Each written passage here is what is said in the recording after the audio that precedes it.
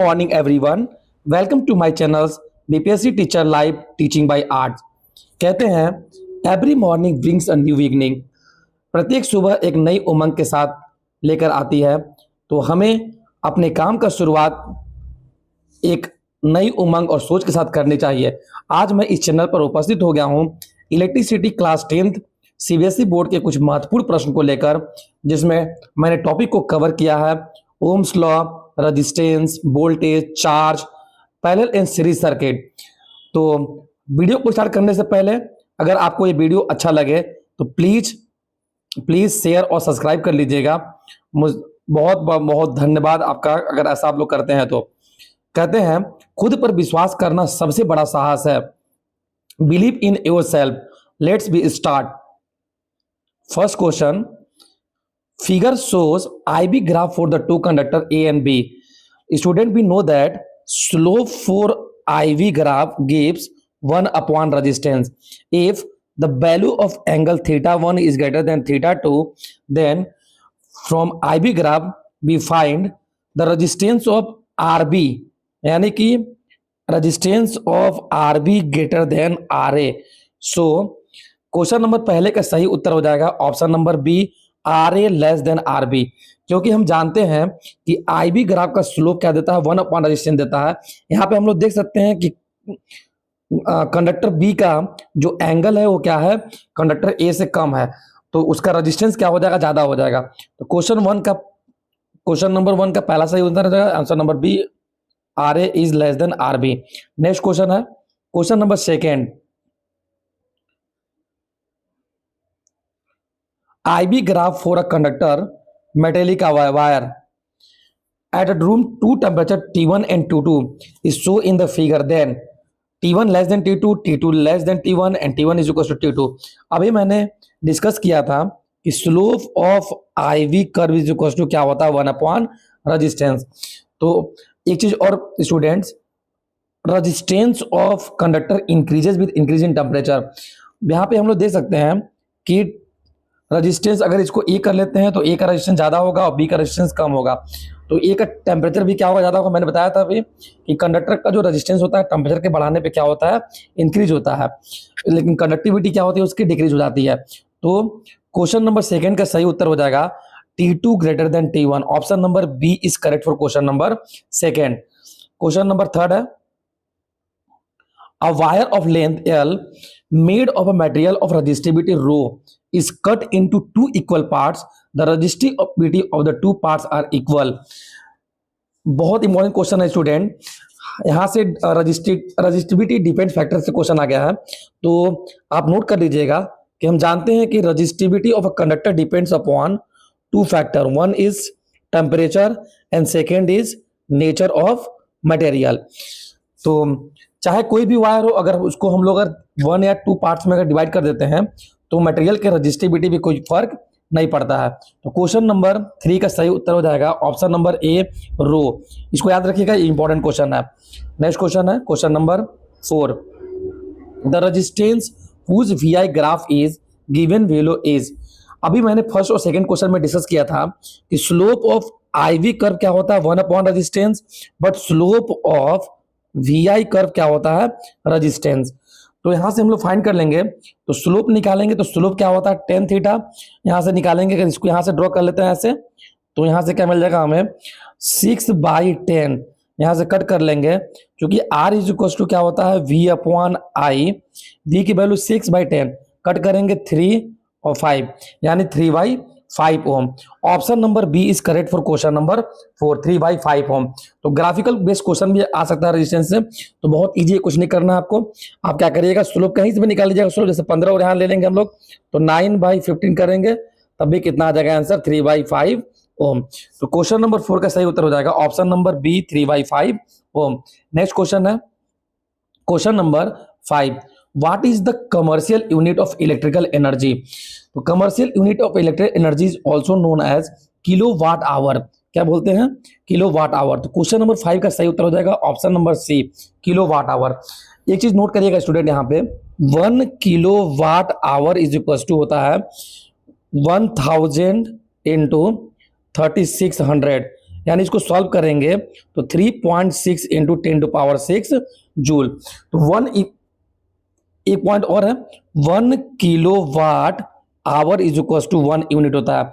घरों में जो इलेक्ट्रिसिटी बिल आता है वो क्या होता है, 1 यूनिट में होता है या 1 किलोवाट आवर में होता है। तो क्वेश्चन नंबर 5 का सही उत्तर हो जाएगा option number C is correct for question number 5। Kilowatt hour is the commercial unit of electrical energy. Next question है question number 6, the relationship between potential different and current I is.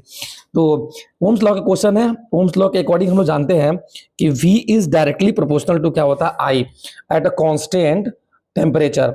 यानी अगर conductor का temperature को constant कर दिया जाए तो उसके इंड के बीच जो पोटेंशियल डिफरेंस होगा वो करंट के क्या हो जाएगा, डायरेक्टली प्रोपोर्शनल हो जाएगा। तो यहां से हम लोग निकालेंगे तो क्वेश्चन नंबर 6 का सही उत्तर हो जाएगा option number D, V proportional to I according to Ohm's law. Next question है question number 7, an electric bulb is connected to a 220 volt generator, the current is 0.5 ampere, what is the power of the bulb? तो question is based on the power। तो as we note that power is equals to work upon time, that is rate of doing work is known as power। P is equals to V into I is equals to I square into R equals to V square by R। तो student note करिएगा यहाँ पे power का 3 formula होता है, P is equals to V I equals to I square R equals to V square by R. We apply the first formula, P is equals to V I, P is equals to V into I, V is equals to 220 volt and I is equals to 0.5। Solve कर लेंगे यहाँ से तो कितना आ जाएगा ये 110 watt. As we know that the SI unit of power is watt, so the question number 7 का सही उत्तर हो जाएगा option number B 110 watt. Next question है question number 8, calculate the current flowing through the 10 ohm resistors in the following circuit. 10 ohm resistors में current निकालना आपको। तो एज वी नो दैट यहां से कैलकुलेट कर लेंगे हम लोग टोटल इक्विवेलेंट रेजिस्टेंस। तो कितना हो जाएगा, तीनों इसमें किसमें है, तीनों आपका पैरेलल में है। तो 1/20 प्लस 1/10 प्लस 1/5 एलसीएम हो जाएगा इसका 20। 1 प्लस 2 प्लस 4 यानी कितना हो जाएगा 4 यानी 20/7 यानी 7/20। इसको सॉल्व कर लेंगे तो here we can see that 3 resistance 20 ohm, 10 ohm and 5 ohms are in parallel, so the voltage across each resistance are equal। Student note करिएगा कि पैरेलल कॉम्बिनेशन में वोल्टेज सेम होगा और सीरीज कॉम्बिनेशन में क्या होता है, करंट सेम होता है। तो यहाँ पे देखेंगे 6 वोल्ट लगा हुआ बैटरी, तो 6 वोल्ट आपका 5 में भी होगा, 10 में भी होगा, 20 में भी होगा। तो 20 के अक्रॉस करंट निकालना है तो करंट इज इक्वल टू क्या होता है, वोल्टेज अपॉन रजिस्टेंस। वोल्टेज कितना है 6 और रजिस्टेंस 10 यानी 0.6 एम्पियर। क्वेश्चन नंबर 8 का सही आंसर हो जाएगा 0.6 ampere, that is option number B is correct for question number 8। Next question है question number 9, when a current I flows through a resistance R for a time t, the electrical energy spent is given by। तो electrical energy के लिए student 3 formula होता है, आप इसको note down कर लीजिएगा। H is equals to V I T, when we put V is equals to IR Ohm's law, we get H is equals to I square R into T। Next formula V square by R into T। So we compare from this equation, we get heat release from a given circuit is given by I square RT, that is option number 9 is correct for question number 9, I square RT। Question option B सही हो जाए question number 9 के लिए। अब एक चीज यहाँ पे ध्यान दीजिएगा कि आई स्क्वायर आरटी को क्या बोलते हैं, आई स्क्वायर आरटी को बोला जाता है Joule's law of heating effect. Joule's law of heating effect H is equals to I square R T, that is Joule's law of heating effect के according heat produce in a resistance is directly proportional to the square of the current, directly proportional to the resistance and directly proportional to the time for which the current is flowing through the register. So question number 9 का सही उत्तर हो जाएगा option number B, H is equals to I square RT। Next question है question number 10। 1 kWh is equal to joule. अभी मैंने discuss किया था प्रीवियस क्वेश्चन में, 1 kWh को जूल में चेंज करना हो, 1 kWh पहले नोट डाउन करिएगा। 1 kWh 1 यूनिट के बराबर होता है। 1 kW में 1000 वाट इंटू 1 आवर में 3600 सेकेंड। इसको जब सॉल्व कर देंगे तो 3.6 इंटू 10⁶ जूल होगा। यानी 1 kWh में कितना जूल होता है स्टूडेंट? 1 kWh में होता है आपका 3.6 into 10⁶ joule. So question number 10 का सही आंसर हो जाएगा 3.6 into 10⁶ joule. Option number C is correct for question number 10। 1 kWh is equal to 3.6 into 10⁶ joule. एक बार मैं फिर से बताना चाहता हूँ स्टूडेंट आपको, 1 kWh को ही बोलते हैं 1 unit, and 1 kWh is the commercial unit of energy. Note down. Next question है question number 10। The effective resistance between A and B are, effective resistance between A and B are। तो student इसको note down करिएगा, जब भी ऐसा line आपको दिखे तो इसको बोलते हैं शॉर्ट सर्किट। क्या बोलते हैं इसको?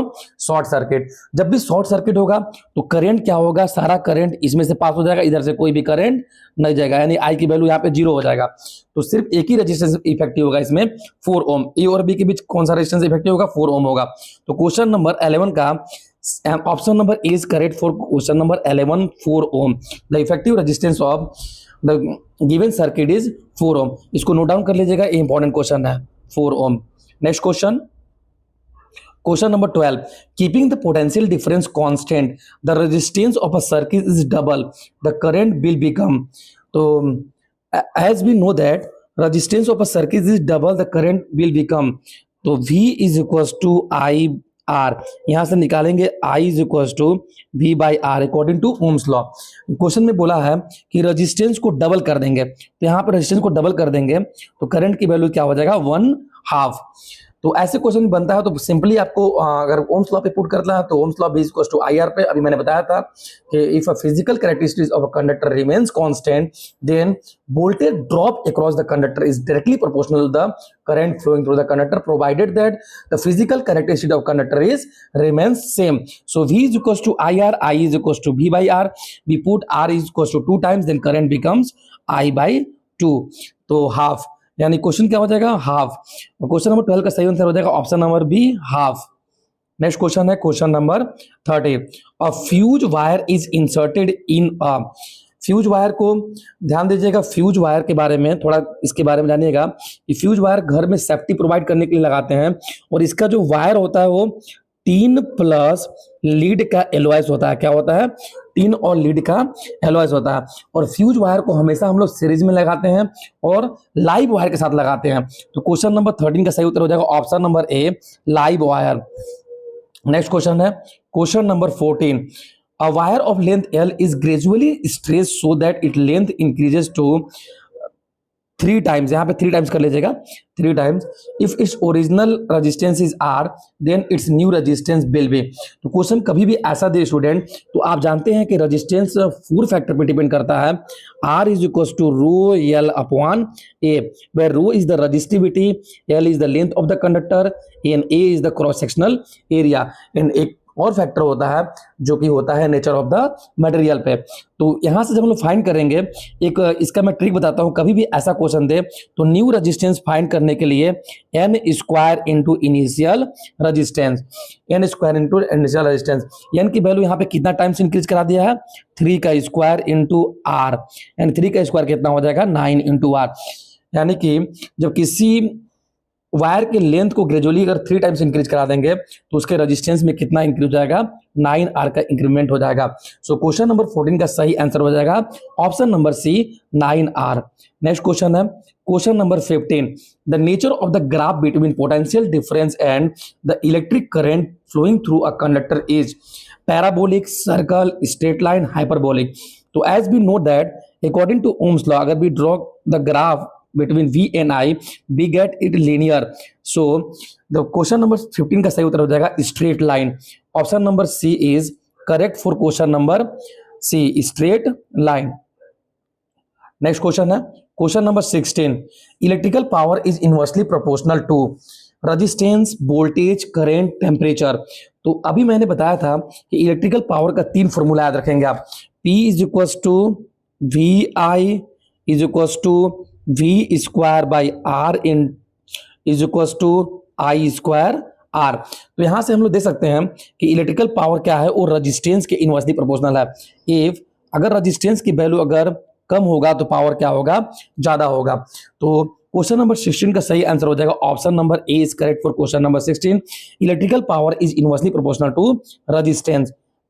नेक्स्ट क्वेश्चन है question number 17, the resistance of ideal volt meter. तो स्टूडेंट वोल्ट मीटर के बारे में एक कॉन्सेप्ट याद रखिएगा कि वोल्ट मीटर को हम लोग हमेशा पैरेलल में लगाते हैं। पैरेलल में इसलिए लगाते हैं क्योंकि इसका रेजिस्टेंस बहुत हाई होता है। अगर इसको सीरीज में यूज कर देंगे तो करंट को क्या कर देगा, चोक कर देगा, स्टॉप कर देगा, यानी सर्किट में करंट की वैल्यू 0 हो जाएगा। तो आइडियल वोल्ट मीटर की अगर बात कर लेंगे तो आइडियल वोल्ट मीटर का रेजिस्टेंस कितना होता है, वो होता है इन्फिनिटिव। तो क्वेश्चन नंबर 17 का सही आंसर हो जाएगा option number D, infinite. Ideal volt metre का आप याद रखिएगा इनफाइनाइट। अगर यहीं पे अगर आपसे पूछ लिए कि आइडियल मीटर का रेजिस्टेंस कितना होता है तो उसको 0 होता है। Ideal volt meter infinite, ideal meter 0। Next question है question number 18, what is the SI unit of conductivity. तो सबसे पहले कंडक्टिविटी क्या होता है, कंडक्टिविटी को हम लोग सिंबलाइज करते हैं सिग्मा से, जो कि क्या होता है 1/रो। कंडक्टिविटी, बीटी रजिस्टिविटी, कंडक्टिविटी रजिस्टिविटी, यानी सिग्मा इज इक्वल टू 1/रो।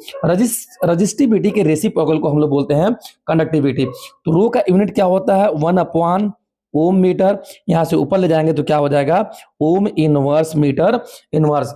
तो क्वेश्चन नंबर 18 का करेक्ट आंसर हो जाएगा option number B, ohm inverse metre inverse.